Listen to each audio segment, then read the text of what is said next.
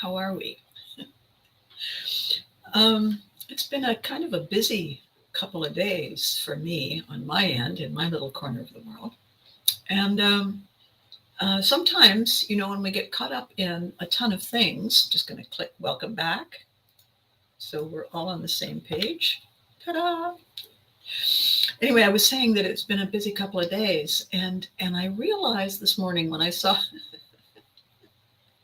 the Calvin and Hobbes cartoon, how grateful I am for the brilliant, crazy minds of the wittiest people among us. How lovely it is to get one of those sudden surprise jolts out of whatever it was, we get focused on, and just fall deeply into the deliciousness of somebody else's wit.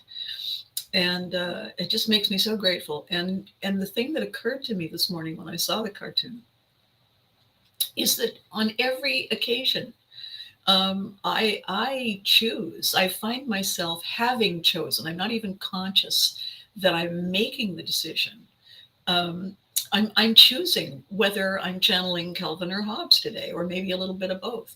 And I thought, you know what? It's a great conversation because we get caught up in stuff. And what I was doing the last few days with a lot of the loose ends tying themselves up neatly or not so neatly, is I thought, what I have to do is I have to organize and rethink, re-see, re-examine the steps that I've taken to make sure that I haven't missed anything really important, because this is my first time doing something so profoundly serious in terms of legal, in terms of financial. I had a lot more help when I had to process my dad's estate and when I had to process my mother's estate. I had the financial advisor for my mom, and I had the legal advisor for my dad step in and say, okay, Abby, let me walk you through this. And it was such a long time ago.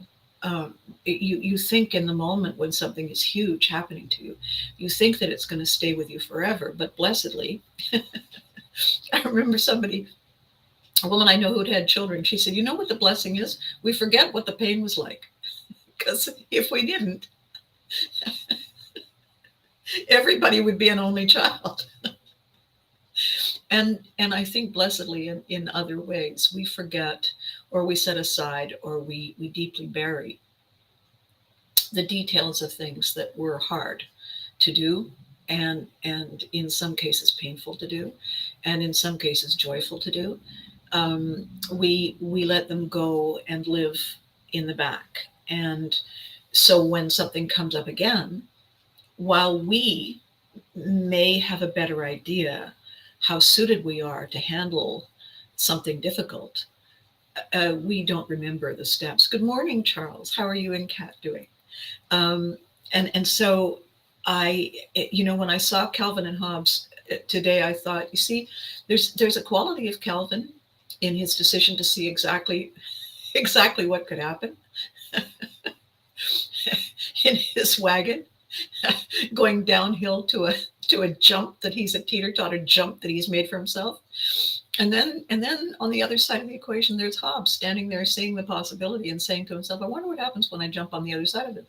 And each of them is fearlessly weighing the moment without even a boop, nothing invested in what the outcome could be. They're not focused on after the moment.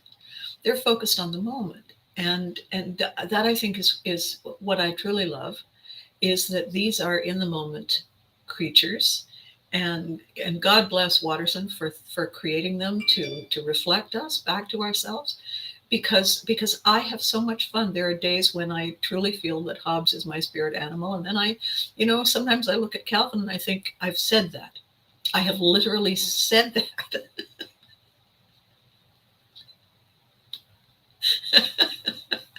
There's a little sociopath in all of us. And it cheers me up no end. Not sociopathy, but it cheers me up no end that how I'm coping, how I'm looking at the world, how I'm trying to figure out how to take it on with a high chance of beating the odds. It's really gratifying that somebody else has clearly faced the same obstacles and is expressing it in a way that is such a universal connect. I feel very similar about the Minions and Despicable, whatever his name is, Groot. No, not Groot. But the whole thing about the idea that we channel our most basic selves when we're faced with, do I go left? Do I go right? Do I go up? Do I go down? We don't really spend a whole lot of time dipping into the sensitive side of us. When we're in the moment, we're in the moment. And I wanted to talk about that because where things are in this moment for me is really I'm coming close to the other side of the door that I approached and walked through as it opened, and found myself on the other side seeing many new things that hadn't been visible before. And I can feel in that imagery, I'm not completely on the other side of it yet. I don't yet have my hand on the knob, on the doorknob. I'm not there. I don't mean I'm not ready. I mean I feel that there are steps and tasks and processes and responsibilities still before I'm able to close the door. However, this weekend, and I think it was the culmination of all of the stuff, from the 18th, from the beginning of October, the uncertainties about legal stuff, the uncertainties about follow through, the uncertainties of people dragging their feet that confused the living daylights out of me, because why would you drag your feet when it's your job to do the job? And I've talked about this together with us in these videos because this is all part of our pivotry process. It's all part of us. I have this amazing visual for pivotry in motion, and I think I've shown it a couple of times, and what it is. Do I have it here? I do. What I have. So this is the image that's going to be on the book, and I'm going to hold it up right at the camera, okay, so you can see it. And what it's reflecting is the fact that we are always facing a new moment, a new dawn. We are always seeking the horizon. And the visual in the foreground of this heavy link chain that is so brilliantly depicted as being weighty and dark and heavy, and yet it's rising up in the middle because some of the chain links have made the decision to break free and to seek and find what is waiting for them. Sorry. So when I saw Calvin and Hobbes, and I saw the I saw the inevitable. I saw him shooting into space, and the scream, And you know that in the next couple of scenes, when he lands and Hobbes is right there beside him, you know that Calvin's next entire focus is getting even. You know that. And I think that's what takes me from sadness to there's more to come. And then I didn't realize this was going to hit so hard, sorry. And then this weekend, I had the most wonderful, wonderful opportunity to do something I haven't done in a long time. Gosh, sorry. I have never, ever been able to figure out when these little surprise attacks happen. Otherwise, I would get rid of them before the video. Although maybe that's not the purpose, right?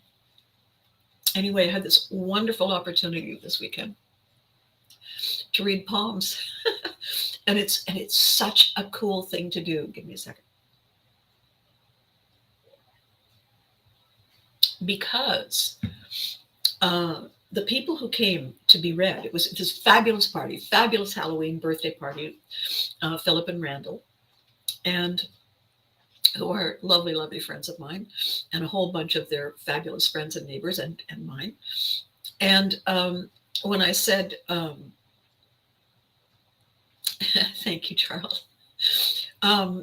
When I realized that Philip was doing the party, and this year I was going to be here so that I could attend it, because I haven't been able to attend it, I said, would you like me to read poems? And he said, oh my God, yes. And then I said, you know that I actually can. And he said, what? Oh, yes. Well, of course, I would assume if you offered, you could. And so what was really quite wonderful when I first got there, and he introduced me to people, there was this interesting moment.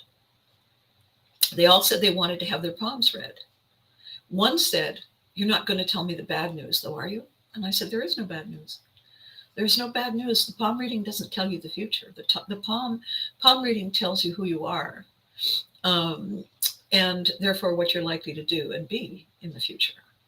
I can't read the future. Nobody really can, unless they've got some kind of magical thing going on. I certainly don't have that kind of magical thing going on, but I can certainly read your palm, and I can show you how I read your palm, which to me is a lot more interesting than just hocus pocus. And you're going to meet a tall, dark, handsome box of money. I think it's much more interesting to say what you might do if that should happen, and why I know that. And so it was really it was really crazy. They were lined up, all hanging around waiting for their turn. And every single one of them, at the end, I said, how did I do? And every single one of them said, oh my God. Because the magic that people are seeking, really, they think they want to know the future. That's not really it. What they want to know is that someone can see them. They want to know that who they are is cool. They want to know that the crazy things that happen to them and how they respond make sense. They want to know that they're not just flinging around out there in space, that they are anchored to something solid and real, and that someone they never met before can see them and approves. That's what everybody wants. It's a form of pivotry. It's a form of this question. It's are we Calvin or Hobbes today? If I take this chance, if I take this crazy step, if I see the door and I walk to it, will it open? Will I trip on the sill going through? Will someone be there who understands, who will catch me and say, we got this? That's what people really want to know. And you know, the side conversation about pivotry is the same side conversation with anything to do with change. The challenge with change is not the unknown. The challenge with change is that it's inconvenient. It's us stepping away from something we know how to do, no matter how annoying it is, or mediocre it is, or unfulfilling it is, and making the decision, being willing to look like an idiot for the first while until we get good at it. And sorry, it's got an eyelash trying to take over the world here. And when we look at the situation and say, oh, I know, I really should. I'm just so busy right now. That's the little voice inside us saying, I don't want to look like a fool. I don't want to embarrass myself. I don't want to be inconvenienced in some way. I want everything to go smoothly. And when we are tasked, when we are asked, well, how is smoothly working for you? And the answer is, it's not that bad. Then we all know that what we're doing is we're just prolonging the agony. We're just saying, well, now isn't a good time. Because honestly, there's never a good time. There's never the perfect good time to, I don't know what this is. Hang on a second here. Aha, two of them. There's never a good time to set aside, and I'll tell you why.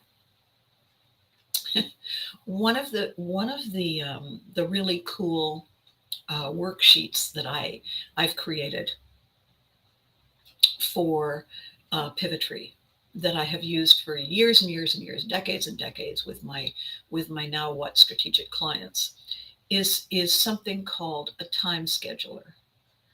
And it's a real eye-opener and kind of fun to do, because when somebody comes to me, when somebody's ready for me, they're ready for something new. And in deciding and being ready, we're excited.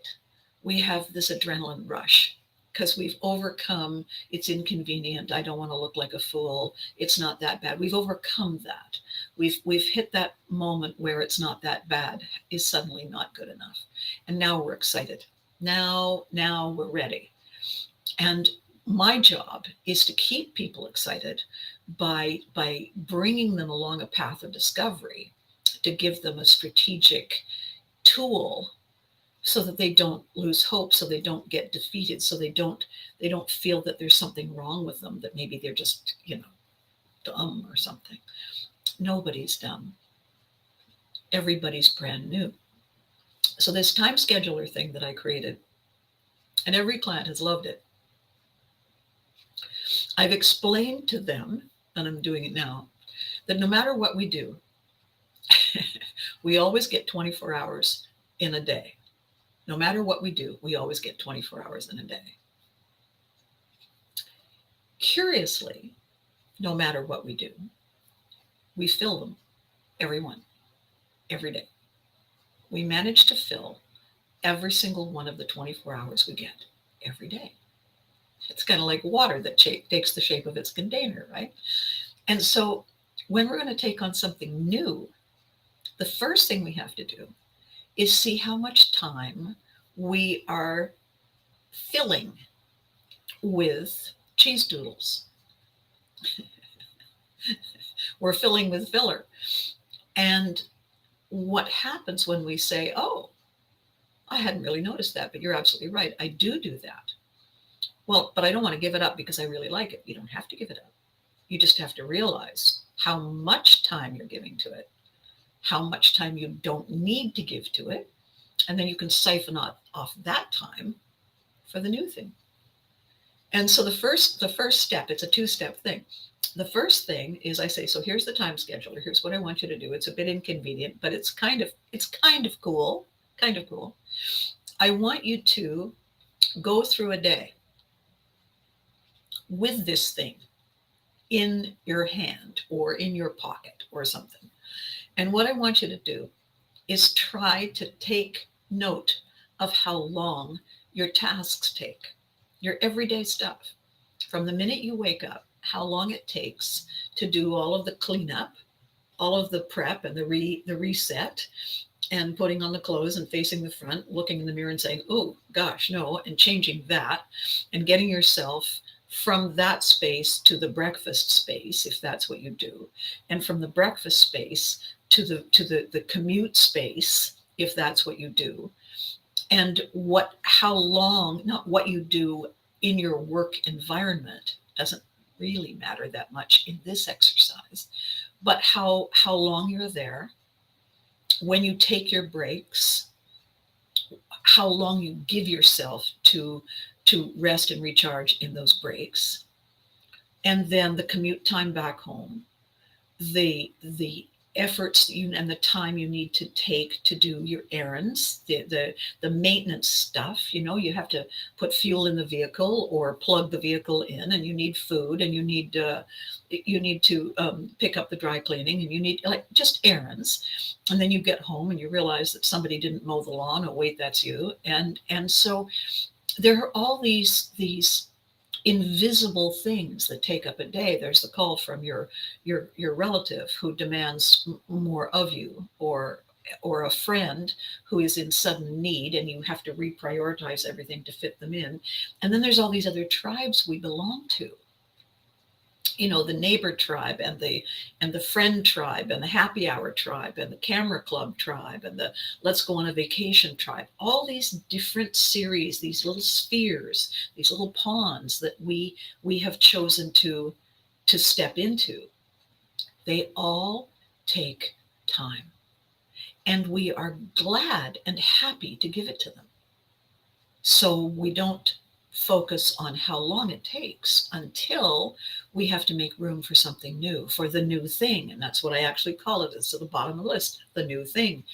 So when you just do a diagnostic of where your time goes, and you get to the end of the page, and you add it all up, and it turns out to be 24 hours, no matter what you do.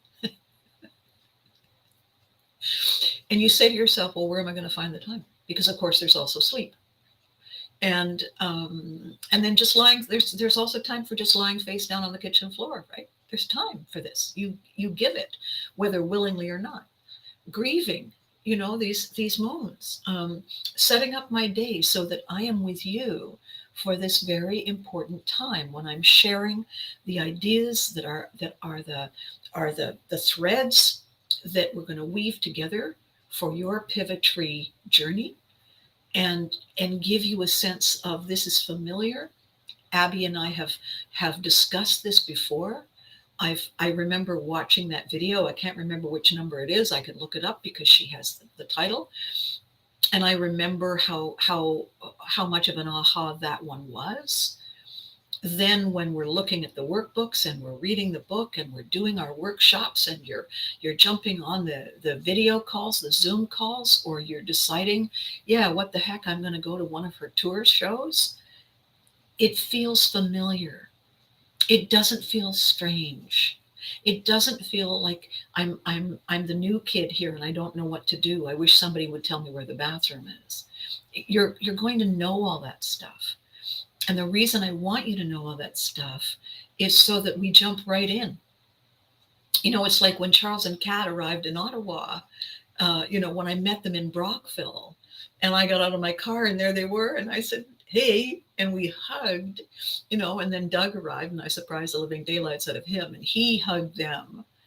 It is a transition from, I've seen you on television, I've watched you on videos, I've talked to you on Zoom calls. We've exchanged messages, and now here you are, live, in color, in front of me. It's the same, yet it's different.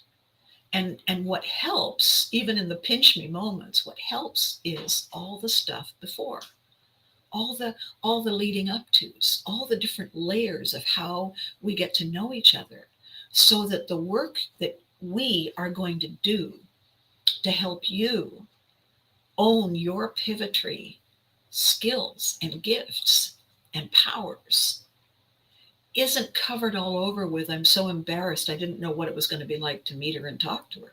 We got that out of the way with this. This is saving time in the long run, right? So when something comes along that blindsides us, and everyone has been through that, every single one of us, if we survive past the age of 5, something has blindsided us. And depending on the element of surprise, depending on the unexpectedness, depending on what it has taken us to step up, to lean in, to do what needs to be done,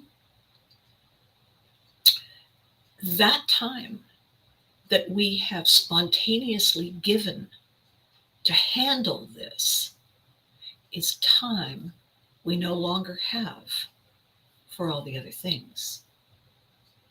And that was why this weekend, after our fabulous party on Saturday, and in the midst of learning that one of our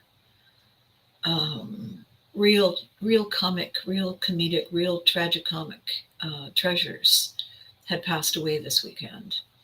The actor who became famous for his role on the sitcom Friends, Matthew Perry, died. And it is such a loss, to lose anyone who has brought us joy and thoughtful moments.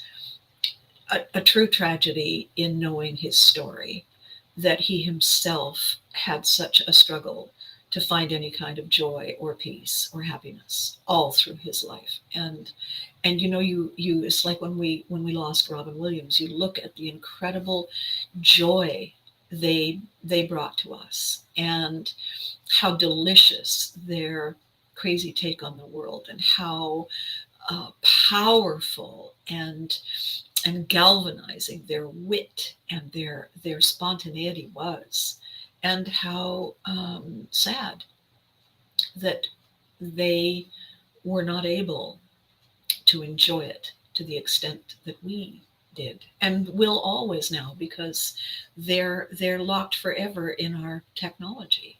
So we will always be able to go and tap into that. And it was bittersweet, because some of the iconic moments, when you watch them, already knowing how troubled he was, and you saw underneath, in the layers of his wit, you saw underneath the smile, you could see something there. You could see a sadness there, and what we would all give to be able to say, here, let me help you with that. Here, let me surprise the daylights out of you, so that your laugh is deep and genuine and real, and we have contributed to your positive endorphin, your joy moment. We all want that. So what I did this weekend was I dedicated my weekend time to go back through what I have borrowed from my daily time scheduler, without thinking, just automatically saying, this has my priority. This has my priority. Now I do this. And when people were saying, oh my God, are you okay? Of course I am. Of course I am. I made the decision. I made the choice. I'm all in. And, when you see stories of people, and clearly they've made the choice and they're all in, and we get to watch their journey on the various platforms of social media, or we know them personally, we get to talk to them about their journey, and we get to see and celebrate with them the milestones they reach because of their decision to be all in, to make it work. No matter how inconvenient or awkward or time consuming it was, they made that decision for them. They became that bird freeing itself from the chain. They became that bird seeking the horizon, flying into the rising sun. And we celebrate them. So this is just one of those daytimer things. And I found it. This was what happened. So Wednesday was my bank day. Thursday was my, except for the video and a few things that I had to take care of, my lying face down on the floor day.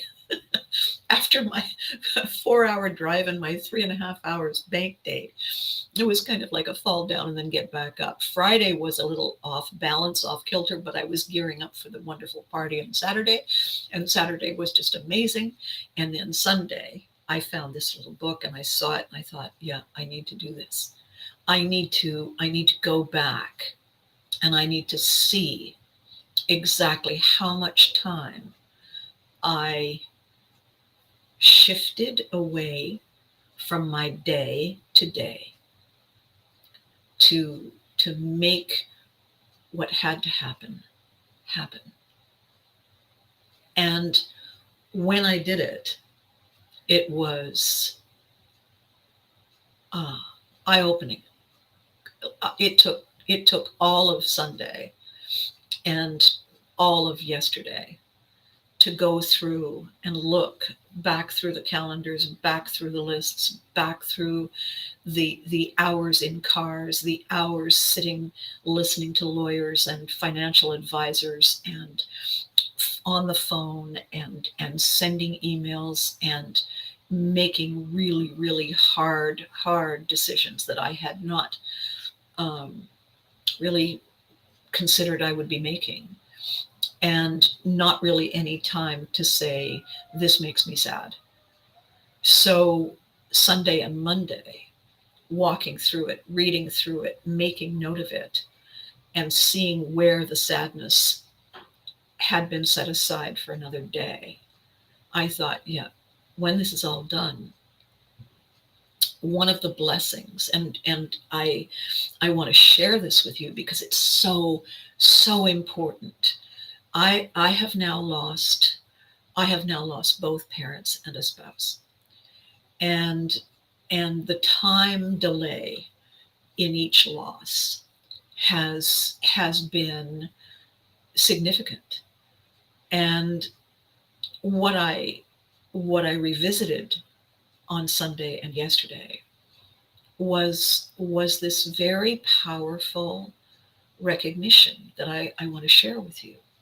And that is that in the moment when we are aware that something momentous is now our life, is part of our life, is part of who we are so invested in it, there is no time to walk away, turn away, go away, and reflect. There is no time for that. We are in shock, and then we are in now what steps moment, and there is no interval between that. And so then there are all the things that must be done, and who is the best person to do them? Is it me? Is it someone else? Who do I call? How do I make this happen?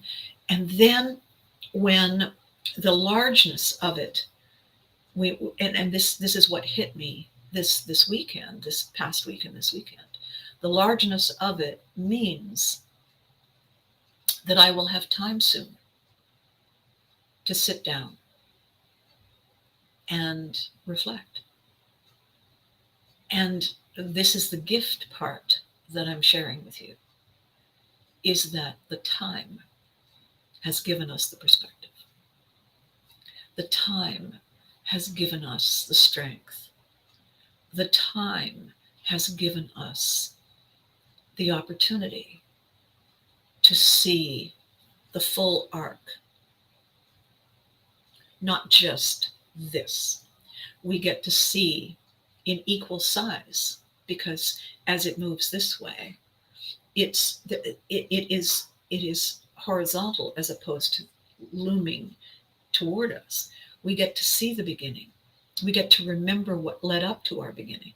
We get to see how it moved, how it ebbed and flowed, the good times, the not so good times, the challenging times, the celebration times.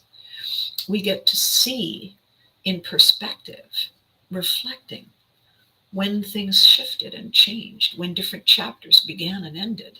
We get to discover all of that, looking at it as a horizontal view, because we are now back here and we can see the whole thing.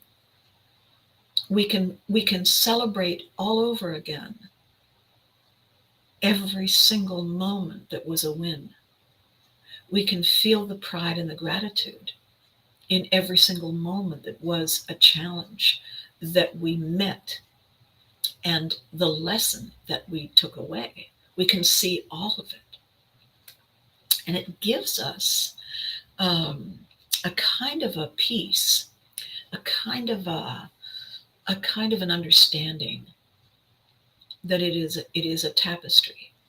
It is a continuing thread that when we lose something, it's not an empty hole. It's not a dark hole. What we lose, something else steps in to fill that void. It doesn't replace someone that we lost. It becomes the next thing in our time scheduler, in our life living, in our everyday doing and being and thinking and dreaming. It becomes us. It becomes who we are and where we're going. And it gives us permission to understand that we're not set adrift, that we haven't wakened up and the dock is way over there and we're this little boat with no rudder and no anchor and it's an angry dark sea. That isn't where we are. We are given that gift of understanding that moment that seemed so bleak was just a moment. It wasn't forever. It wasn't our eternity. And this is the greatest gift because it allows us, when we see that huge horizontal picture, it allows us to see and extrapolate and understand that what we're dealing with now is more of the same. Something terrible or frightening now, something I have no idea what I'm doing now, is one of those. And a better wave is right behind it. And a great, great moment of aha and wonder and tap dancing and ball spiking is going to be something that we will cherish forever as one of the many, not one of the only. Because it doesn't stop, it keeps going. And that is the most comforting, the most connecting, it's the most generous thing we can give ourselves, is the understanding that A, we're not alone, B, that no matter how bad or good or high or low or dark or bright this one single moment is, we're going to have another moment in a minute. And so the conversation about are we Calvin or Hobbes today, in that one cartoon, it felt, it felt on the one hand that Calvin is us and Hobbes is representing the universe. And we are off on a merry adventure with no idea of what is in store waiting for us. And it's going to cause us the utmost damned astonishment. That's the first look that I had. But then when I looked at Hobbes, and I realized that Hobbes was standing there looking at that that launch, looking at it, and then looking up and seeing Calvin, I thought to myself, on the other hand, maybe Hobbes is us, and maybe he's seeing opportunity. And maybe for him, in that moment, Calvin is the universe on its way, delivering something magnificent that we are going to laugh at and remember for all eternity. It's all in how we choose to see it. It's all in how we choose to say, poor me, or yay me. And so I thought today, as we are at the end of a full moon, as tonight is the 31st of October, it is all those things that people celebrate. And tomorrow is the beginning of a new month. And, for us in Canada, those of us who are military or have any connection to service November is a month of remembrance, but really every month, everywhere. We all have our moments that we remember. So this is a pivotal day, as are all days. And so on this pivotal day, I said to myself when I saw the cartoon, today, in this moment, are we Calvin or are we Hobbes? On a scale of 1 to 10, how much? And how many? And are we having fun yet? I thought that was a great way to look at this turning of a calendar page. I think it's a powerful way to say, I'm working it. I'm in it. It has had its ups and downs. I would not change a thing, because look at what each thing brings. And who would want to miss that? Really? So this week, some more significant things are happening, and I'm excited. And I know significant things are happening for you. I know that you are starting new projects, you are starting new careers, you are starting new chapters, you are ending old ones, you are investing your time and your commitment and your passion in the closing of doors and the opening of new ones. And we had snow actually yesterday, and we're supposed to get a little bit more. It's all of a sudden very chilly. And so, you get to pull out your warm clothes and say, oh gosh, you need to dust those off. And so there's lots of new things happening. And in the midst of the new things happening, it's easy for us to forget that we need to pause and cherish and give thanks for all the things that have brought us to where we are right now. We need to do that. Why? It's not because somebody is holding it over our heads. It's because we deserve to celebrate that. We deserve. We are walking here. And the one thing I want to add to the end of this is the thing that I recognized in the doing of this calendar. And that is this. While we are walking here, we always need, this is what the time scheduler is for, and I can't wait to show it to you and share it with you. We all need to remember why we came and what it is that is causing us to say, how can I restructure, reschedule, reset, and recalibrate to celebrate where I'm going? How do I do this? Because it is in our grasp. And that's my role. That's my function in all of this. I'm the one here to show you where all your incredible power is. And the fact that it's waiting just for you. Patiently. I can't wait to show you. It's going to be so much fun. Okay. With that, and thank you for being there for me in experiencing my moment at the beginning of this video. We all need to allow those to happen, and we all need to step up for the people we love when they happen to them. It's part of the giving and the giving back, right? Okay, so you know the drill. Be good to you. Why? Well, why not? Really? Not fattening, no cavities. What the heck? And remember to hug your loved ones, because they deserve it too. Thank you so much for watching. This today was episode 195 on this journey that we are taking together. 6, 7, 8, 9. 5 more, and we're at 200. Exciting, isn't it? Okay, I'll catch you next time.